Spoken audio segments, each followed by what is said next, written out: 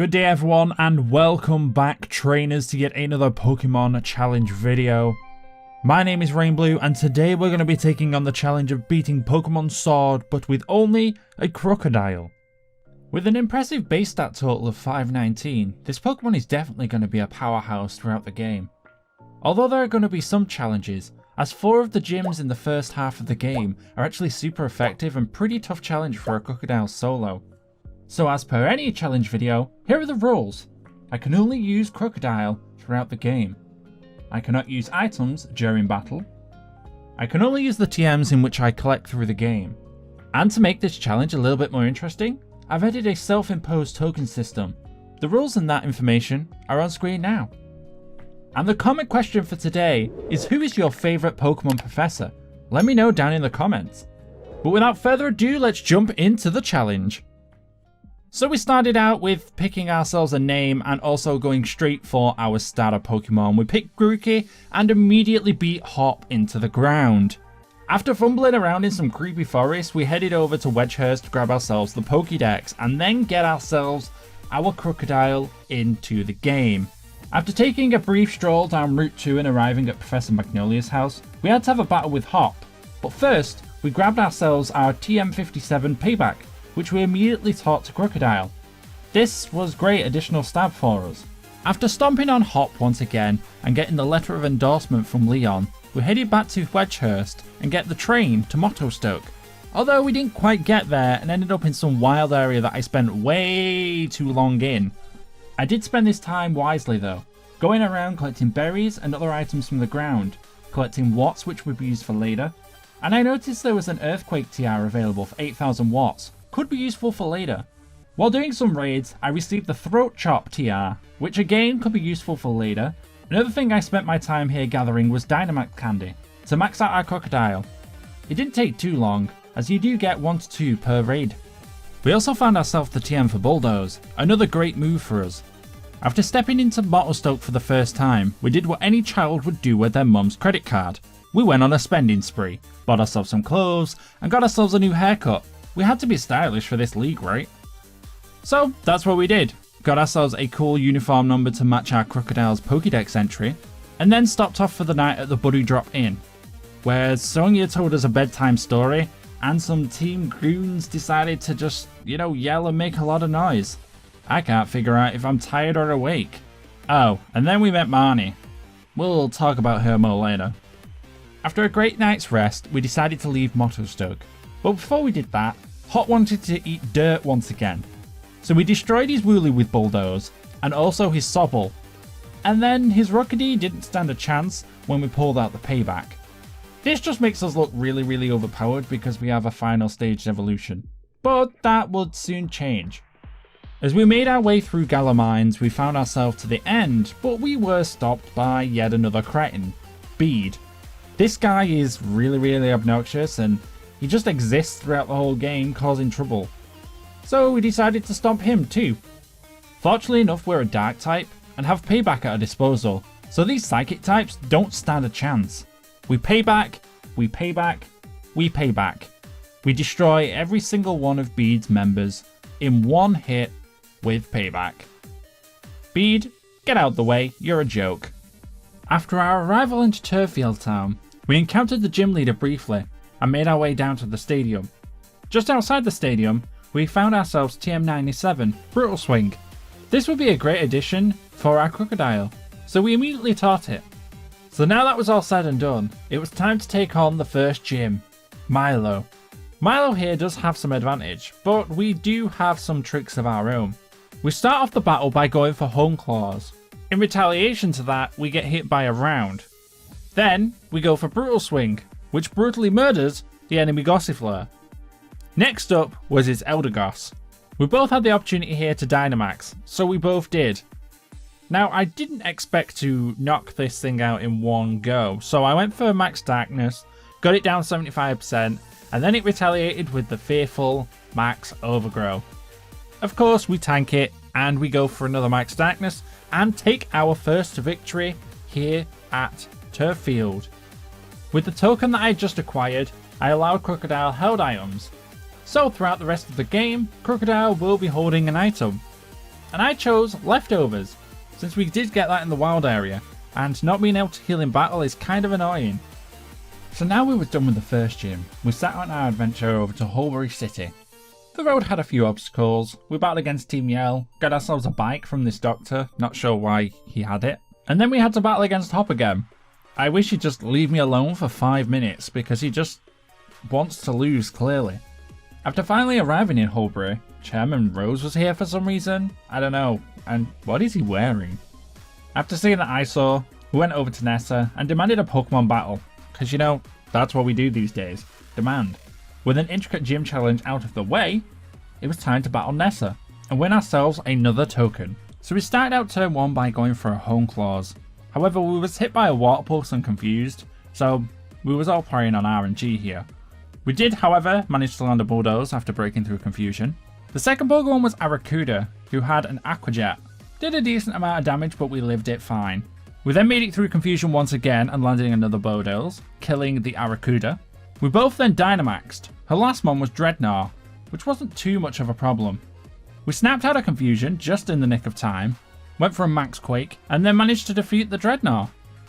This gym was pretty easy. I half expected it to be a lot more than it was. But there we go. Token 2, and we've got ourselves our second gym badge. With the second token under our belt, it was a very easy decision. I was going to use this token to allow us a +1 level advantage in the next gym. I mainly did this because we were very close to the next level cap. And keeping to the level cap with one Pokemon in this game has proven very difficult so far, so hopefully this additional level would prove us helpful.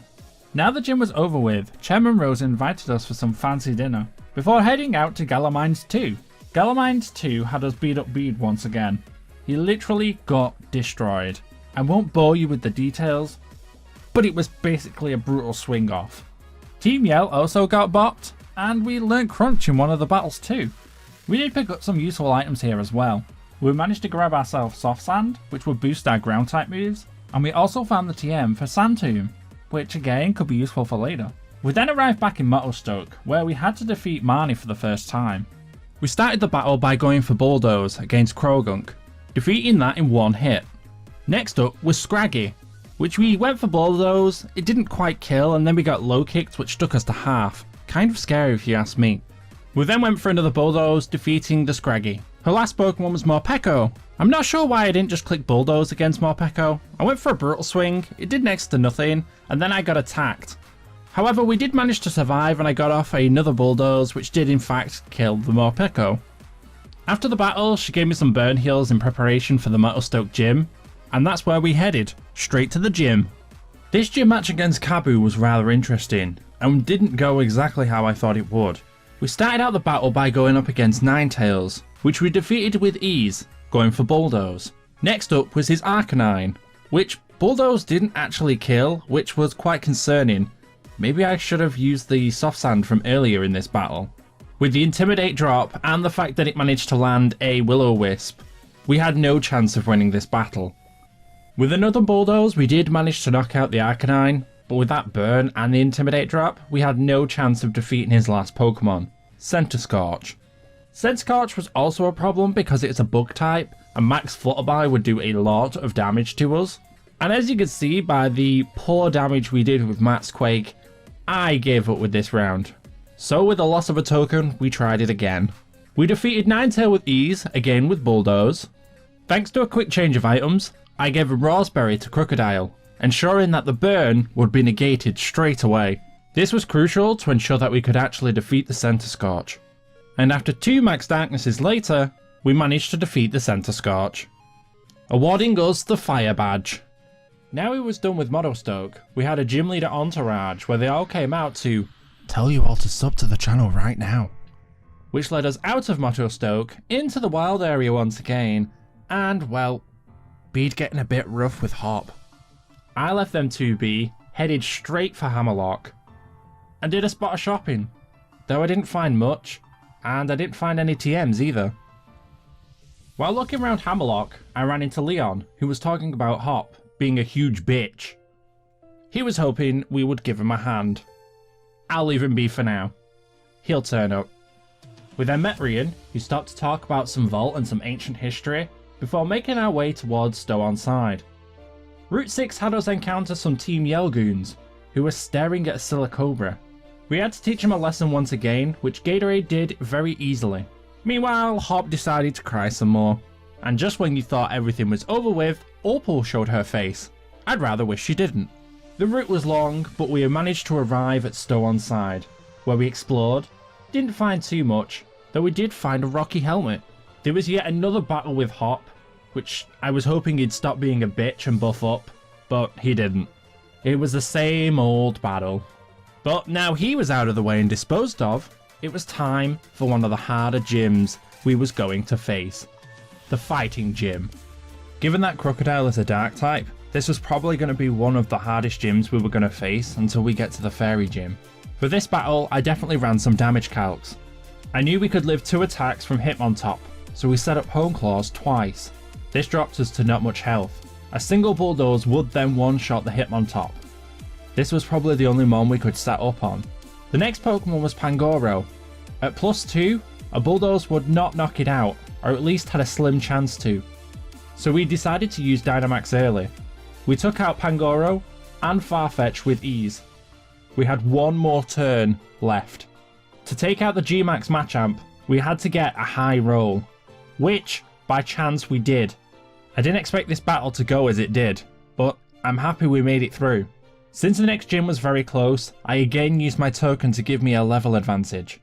So we now get a 2+ level advantage against the gym leaders. Since we were already over leveled, I kinda had to use this token for this. This got me thinking that the level rule was very difficult to do, as I did avoid most trainers. Before we could continue on, we had to stop Bede from committing a crime, destroying government property. So we did it in the only way we know. We took him on in a battle. Again, very easy, being a psychic type user. For his crime, he was removed from the gym challenge, just in the nick of time. I am sick of seeing him. Now we'd completed our civil duties, we trekked through Glimmerwood Tangle, onward to the next gym. The next gym battle was against Opal. Who would have guessed? This gym should realistically be somewhat easier because you do get buffs for answering questions correctly. The first Pokemon we had to fight was Weezing, which we chose to set up some Hone Claws. Then, from the quiz question, we got a speed buff. Unfortunately, Weezing has Levitate, so we couldn't use Bulldoze. 2 crunches were enough to knock it out. The next Pokemon was Mawile. The quiz question gave us defense and special defense buff, which for this would be pretty handy. However, Mawile had Intimidate, so we did lose 1 level of our attack, but it still lost to 1 Bulldoze. We had just enough attack power to crunch Togekiss, defeating it in 1 shot. That was all thanks to the quiz question buff that we got. And last but not least, it was Alchemy, the giant cake Pokemon. We both went for Dynamax, and we managed to one-shot it with Max Quake. I 100% blame the buffs that we get from this gym for making that gym so easy. With another gym down means another token. We decided to use this on some TRs. Opal then walks us back to Hammerlock. Not sure how long it took because she walked so slow. She then spots Bede and snags him. Kidnap. Gone. Saves me a job. I don't have to battle him again for a while. With all that said and done with, we now had access to get another Poké Center in Hammerlock, which had even more TMs for us. It did have the Elemental Fangs, which would be useful in any upcoming battles we may have. Before heading onwards, I spent some time in the wild area, collecting some TRs and other items, as we were running low. One TR that I did want to look out for was Bulk Up, which gave us both attack and defense buffing stats. More helpful than the Hone Claws we've been using. I went around collecting Watts, which did allow us to buy the TR for Earthquake. We don't learn Earthquake to level 44, which was above our level cap. And knowing we had to face Hop's Inteleon soon, we did teach Krookodile Thunderfang, which would be useful for that fight. Which was just around the corner. The battle against Hop ensued. We started out with Hone Claws and went straight into Crunch. We missed because of confusion. When we did land, Crunch was enough to knock out the Trevenant. Then out came the Inteleon. We snapped out of confusion and landed a super effective hit, knocking out the Inteleon. The next 3 Pokemon he sent out, Heatmore, Snorlax and Boltund all died to a single earthquake. At this point, we was already level 43, and as I'd mentioned prior, keeping to the gym cap level has been very difficult with only one Pokemon, especially with all these hot battles. So, for the purpose of not having to waste tokens on level caps, this is where I removed that clause. However, I did do my best to keep as close to the level cap as possible. This did mean we lost 2 of our tokens, which we had wasted on level cap upgrades, but this was a sacrifice I was willing to take. We sailed onward straight through Route 8, onward to Chichester. Behind some old crystal, we did find a TM for Brick Break, which would be very useful for the next gym. After finally arriving in the cold town of Chichester, it was time to take on the gym. In Pokemon Sword, the gym is a rock type gym. The first Pokemon up was Barbaracle, which did go down to a single earthquake. The next Pokemon was Shuckle, a little bit more annoying because of its defensive stats, and we didn't have a rock type move. So, we set up 1 Hone Claws, and then 2 earthquakes was enough to take it down. Next up was Stonejourner, which set up a Trick Room. This didn't matter, as we managed to defeat that in 1 earthquake too. And last but not least was Colossal. We both Dynamaxed, just for safety, and managed to one-shot with Max Quake. With another win under our belt, I decided to allow us to access another TR, just so we could teach it to Krookodile, as and when we needed. We stopped by the local restaurant as Sonia and Hop decided they wanted to talk a little bit more about the darkest day, before heading over to the Hero Baths. After arriving at the Hero Baths, it was that time again where Hop wanted another battle. I'll spare you the details, but it was a very easy fight once again. The only Pokemon in his team that gave us a tad bit of trouble was his Snorlax, which took 3 earthquakes to defeat. Now we'd acquired some more cash from Hop and the gym leader, we decided to spend it on some expensive fancy clothes. We went for the black and white look.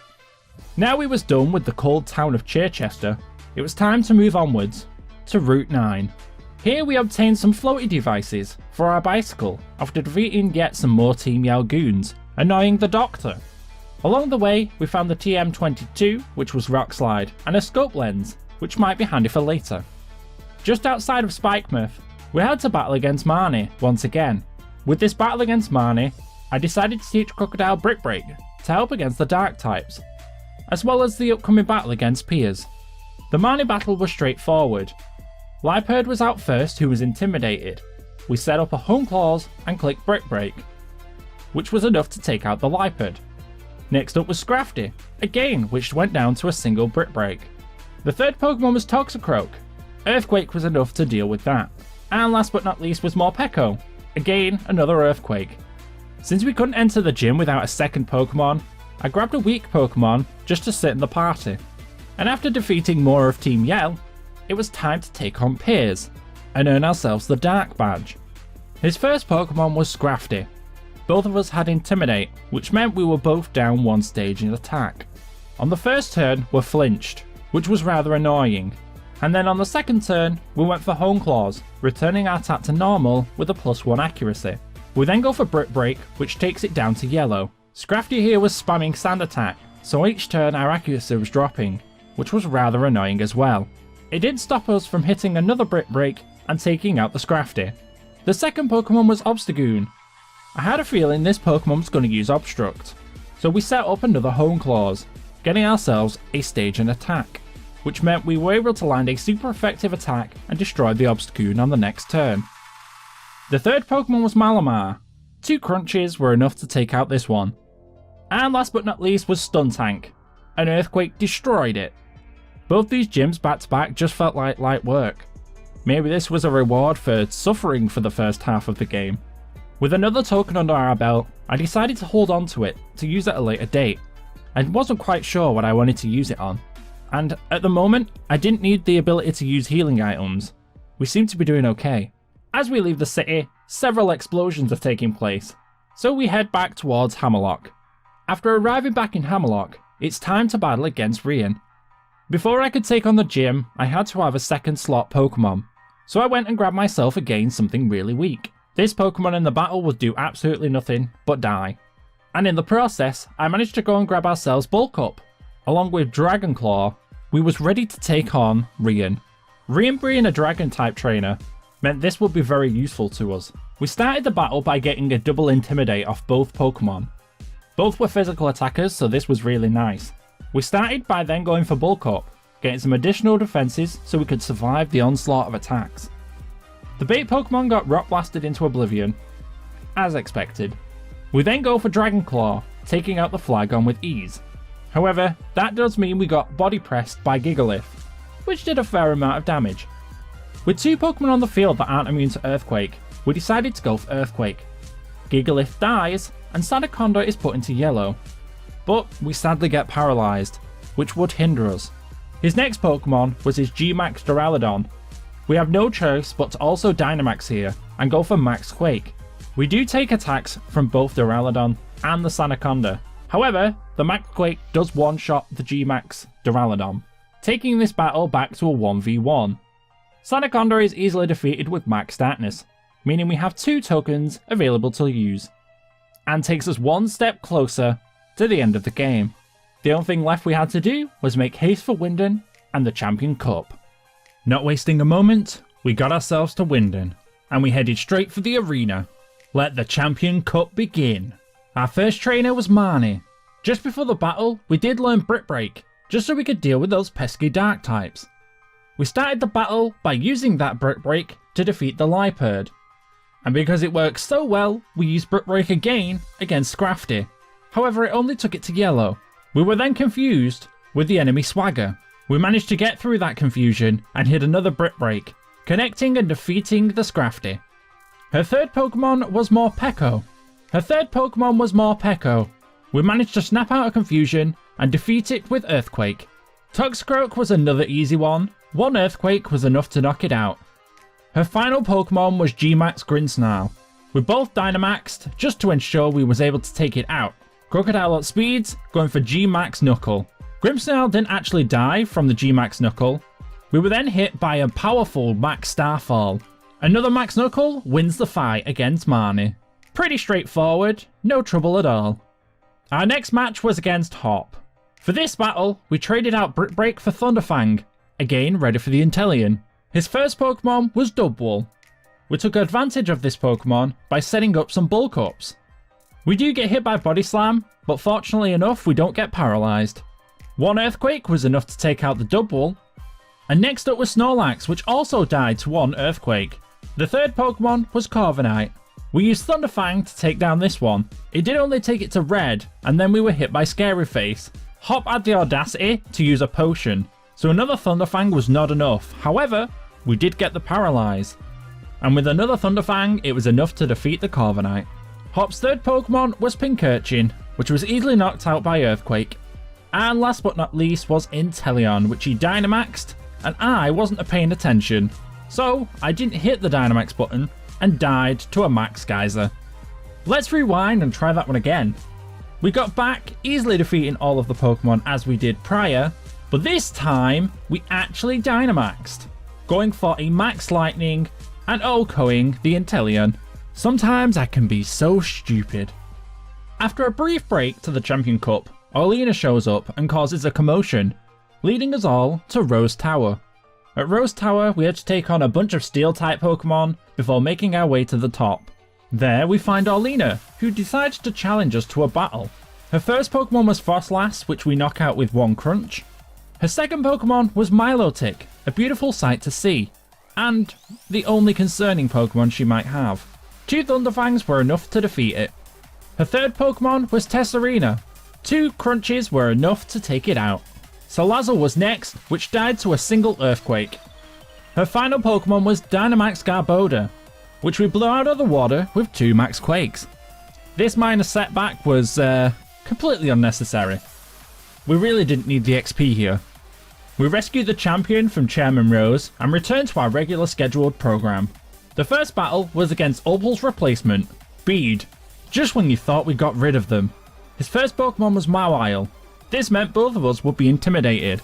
I chose to set up with Bulk Up. After doing so, a single Earthquake was enough to take it down, along with Gardevoir and Rapidash. The final Pokemon, G-Max Hatterene, was enough to be defeated with 2 Max Quakes, not before getting hit by a G-Max Smite. Rather scary if you ask me. Next in the gym leader entourage was Nessa, Bay, and Rian, all in which were defeated with ease. Taking us to our final challenge. Champion Leon. Before the battle with Leon, I taught Krookodile Rock Slide, so we had some type coverage for Charizard. And now it was time for the final grand battle. His first Pokemon was Aegislash. With it being intimidated, we had chance to set up, while it went for King Shield. We set up a second bulk up, and then he went for Flash Cannon. As he went into attack mode, we decided to take out the Aegislash with Crunch. His next Pokemon was Seismitoad and Haxorus. Both died to a single Earthquake. Cinderace was next, which managed to land an Acrobatics, before we took it down with an Earthquake. Next up was Dragapult, which hit us with a Dragon Pulse, which we retaliated with an Oko Crunch.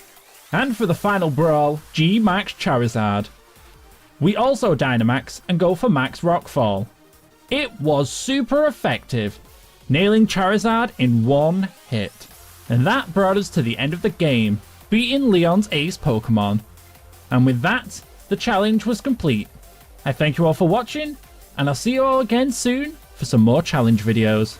I'll hopefully be starting my challenge videos over in Scarlet Violet very soon. If you have any suggestions on what you want to see in the next one, let me know down in the comment section below.